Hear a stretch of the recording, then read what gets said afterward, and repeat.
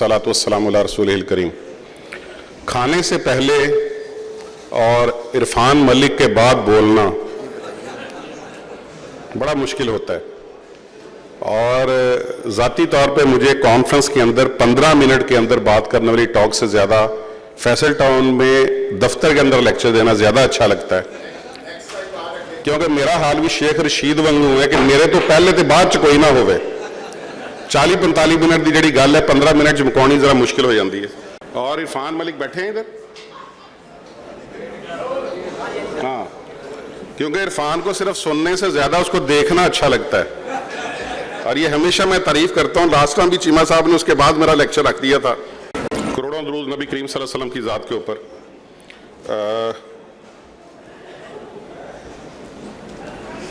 मजुल इस्लाम भाई चले गए from Allama Iqbal medical college and proud to be Iqbalian sir.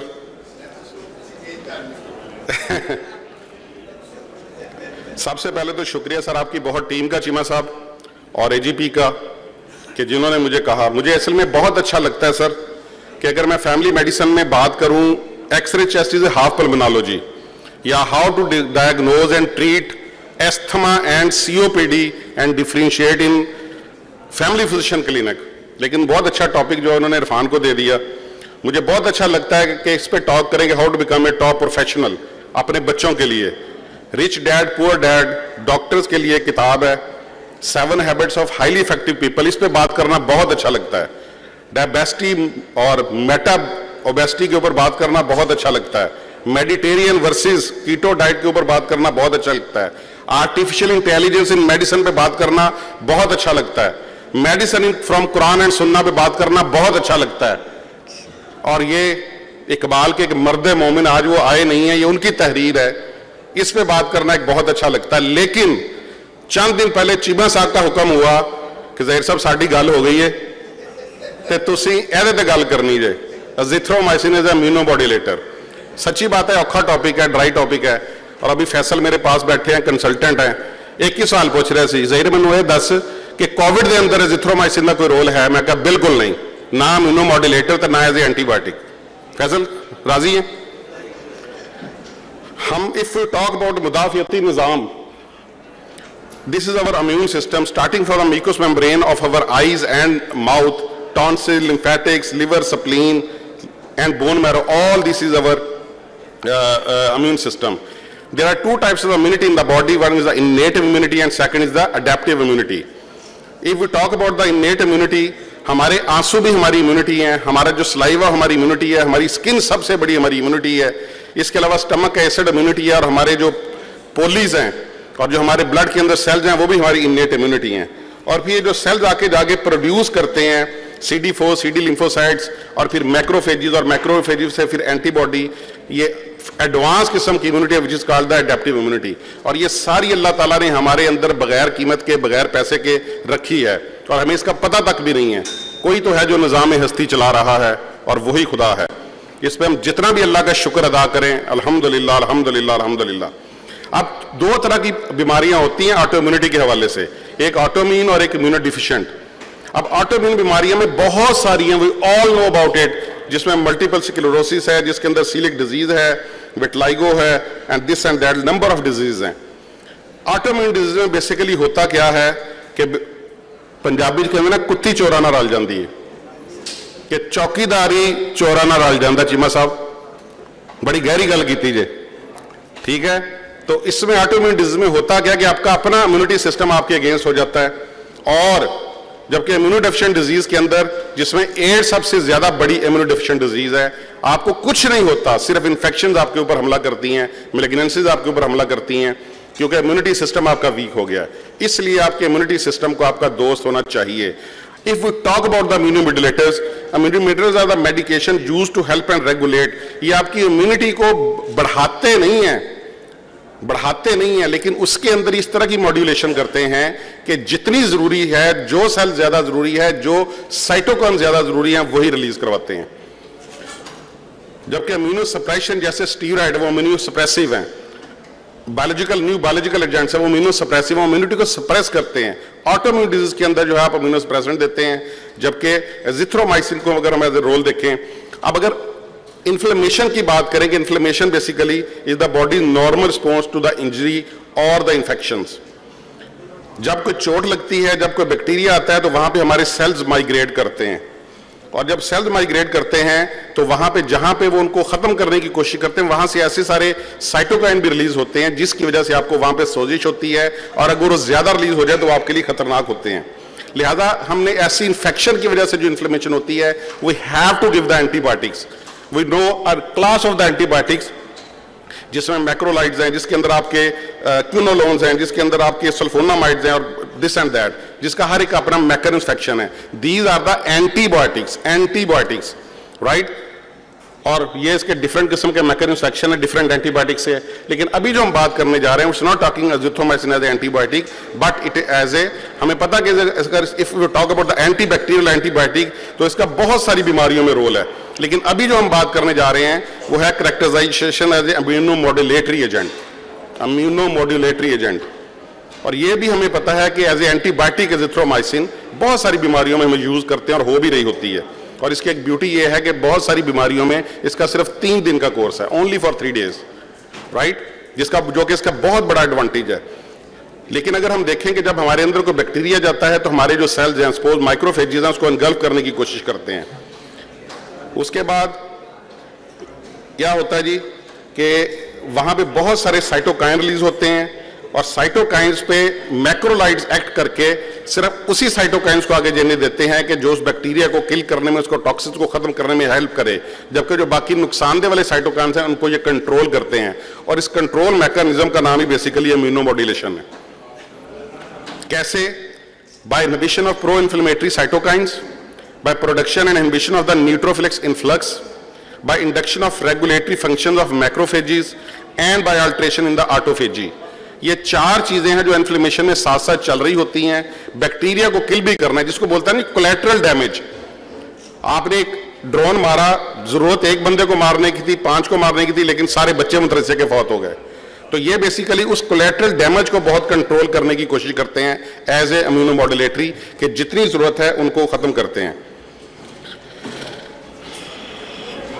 میکروفیجز جس طریقے سے کام کرتے ہیں ان کو ریگولیٹ کرتے ہیں. نیوٹروفل جس طریقے سے کام کرتے ہیں میکرولائڈز ان کو ریگولیٹ کرتے ہیں. لیمفوسائٹس جو ماڈولیٹ ٹی سیل فنکشن بہت ڈائریکٹلی اینڈ انڈائریکٹلی ان کو ریگولیٹ کرتے ہیں کہ جو ان کا کام ہے صرف اتنا ہی کام ہو, کولیٹرل ڈیمیج نہ ہو. اور یہ سارا گھڑباس جو ہے وہ سیلز کے اندر چل رہا ہوتا ہے. ہم نے تو ایک ایزومیکس کی, ایزومیکس کا نام میں نے اس لیے لیا کہ بیسیکلی ان کی طرف سے وایا چیما صاحب مجھے آئی تھی کال کہ ہم تو ایک کیپسول یا گولی کھا لیتے ہیں, لیکن وہ اندر جا کے کیا کیا کر رہی ہوتی ہے یہ اس تصویر پہ غور کرنے لگے جو آدھا پونا گھنٹہ گزر جائے گا رائٹ. تو اب جب یہ اتنا کچھ ہماری باڈی کے اندر ہو رہا ہوتا ہے, ہماری اپنی امیونٹی ہے, ہمارے ٹیل سیلز ہیں, ہمارے CD8 ہیں, CD8 سیلز ہیں, اور سب کچھ کرنے کے بعد ہم نے تو صرف 30 40 50 روپے کی لے کے گولی کھا لی, پھر ہم کیوں نہ کہیں کہ کوئی تو ہے جو نظام ہستی چلا رہا ہے. یہ اینٹی بایوٹک نہیں ختم کرتی, یہ دوائیاں نہیں ختم کرتی, اللہ ہی ہے جو ختم کرتا ہے. دوائی کو حکم دیتا ہے اس کے لیے جا کے ثواب بن جاؤ. 2 طرح کی دوائیاں ہم ایک مریض کو ایک جیسی بیماری میں دونوں کو دوائی دیتے ہیں, سر ایک ٹھیک ہو جاتا ہے دوسرا فوت ہو جاتا ہے. اس کا مطلب یہ ہے کہ شفا دوائی کے اندر نہیں ہے, شفا اللہ کے حکم کے اندر ہے. اللہ ہی کرتے ہیں, اللہ ہی کرتے ہیں, یہ ہمارا یقین ہونا چاہیے. پھر دہراتے ہیں کہ ازتھرومائسن کیا کرتی ہے. Inhibition of pro inflammatory cytokine production, inhibition of neutrophils influx, inhibition of macrophages regulation and alteration in the autophagy. جس سے ہوتا کیا ہے, reduce sputum consistency, repair tissue damage and airway epithelial cell clearing. یہ 3 mechanism ہمیں چاہیے ہوتی ہیں, not in the acute infection but in the chronic problem. اور جو کرونک پرابلمس ہیں وہ ہماری لنگس کے اندر پلمونالوجی میں کرونک پرابلم جو ہے وہ سسٹک فائبروسس ہے, پین برونکولائٹس ہے, نان سسٹک فائبروسس برونکیکٹیسس ہے, اور کرونک obstructive pulmonary diseases ہیں. ہمیں بینگ اے پلمونالوجسٹ بہت زیادہ واسطہ پڑتا ہے, اور اس کے بعد فیملی فزیشین کے پاس یہ مریض بار بار آتے رہتے ہیں. ان کے اندر as a immune modulatory for longer period of time بہت زیادہ. اب یہ کیس سینیریو 14 سال کا بچہ ہے ود ریکرنٹ انفیکشن, بچپن سے ہی فیصل ہو رہی ہیں اور کلبنگ ڈیولپ کر رہی ہے. ڈائگنوسس کیا, سسٹک فائبروسس پروبیبلی.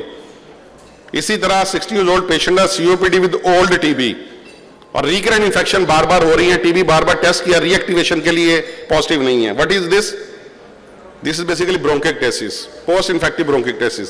स्टिक्चुलर मेल्ट स्मोकर है और उसके बाद ये उसका एक्सरे है और ये उसका सीटी आ गया है। What is diagnosis? This is COPD with large बुल्लास।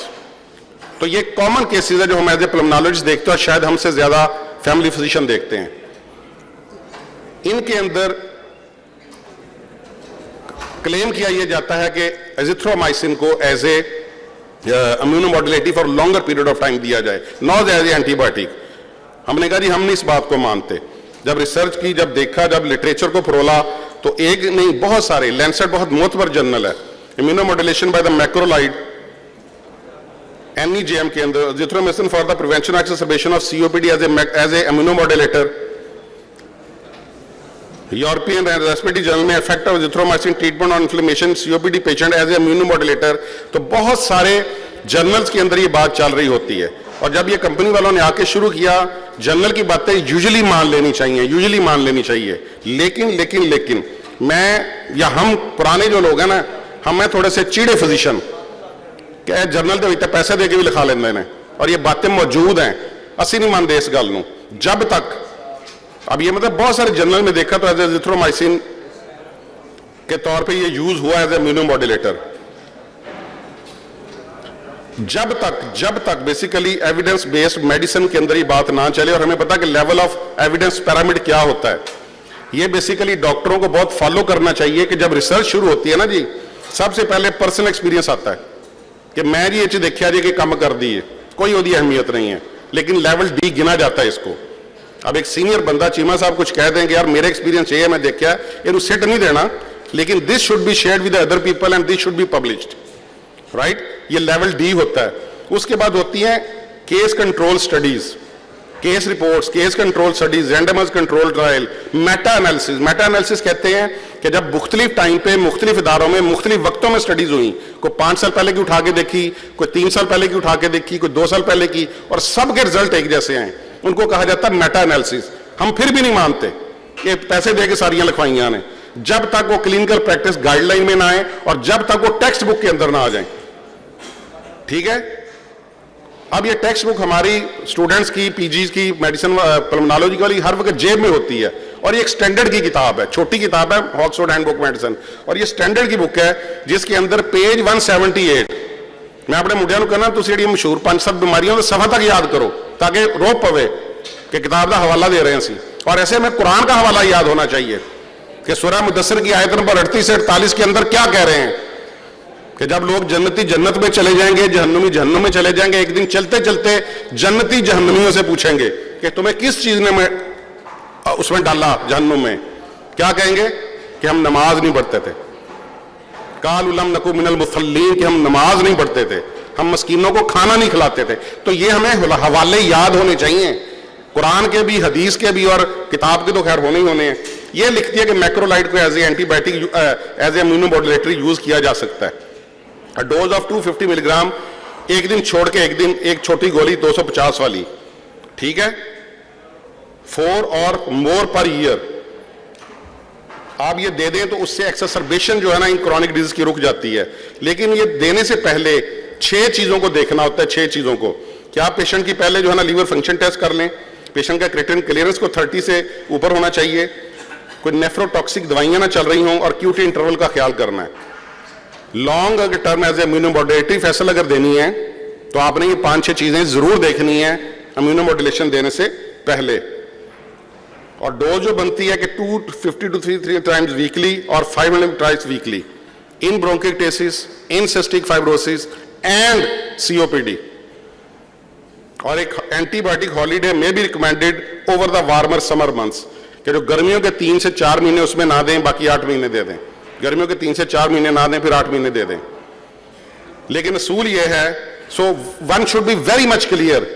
आप डायबिटीज ट्रीट करें, आप हाइपरटेंशन ट्रीट करें, आप कुछ भी ट्रीट करें, तो उसमें आपने एक स्टैंडर्ड गाइडलाइन के मुताबिक चलना कि मैं क्यों करने जा रहा हूं, वेरी क्लियर हेडेड। अब ये तस्वीर नहीं है कि पता नहीं खड़े होना, पता नहीं चलना, पता नहीं गाड़ी स्टार्ट करनी, पता नहीं बंद करनी। So one should be very much clear कि मैं क्या करने जा रहा हूं। गल इत्थे मुकदी है कि उम्मत मुसलमान और पाकिस्तान के हालात बहुत बहुत बहुत बेहतर हो सकते हैं और दुनिया में बीमारियों पे काबू पाया जा सकता है। शर्त यह है कि टीम वर्क हो, Together everyone achieves more. Team. سورہ آل عمران کی آیت ہے وَتَعَاصَمُوا بِحَبْلِ جَمِيعًا وَلَا تَفَرَّقُوا. ہاتھ پہ ہاتھ رکھنے سے بہتری آتی ہے. سو بیماریوں کو قابو پانے میں Gulab Devi chest hospital, Pakistan chest society, PSIM اور OBS اور سب سے بڑھ کے یہ دوست، ان کا اگر اکٹھے ہوں تو انشاءاللہ تعالیٰ بہت ساری بیماریوں پہ قابو. Last but not the least, شاعر اور عاشق اقبال اور مغنی حب ارض پاک یہاں پہ موجود نہیں ہے. چیمہ صاحب میری محبت پہنچا دیجیے گا ان تک، جنہوں نے بہت خوبصورت تحریر لکھی تھی، آفتاب اقبال شیخ صاحب. اور واقعی ان کی باتیں سننے کو اور ان کی جو تحریریں لکھی ان کو پڑھنے کو بہت دل کرتا ہے. ہیٹ salute to you sir Cheema sahib, آپ کے لیے بھی اور آپ کی پوری اس کے لیے بھی. Thank you very much.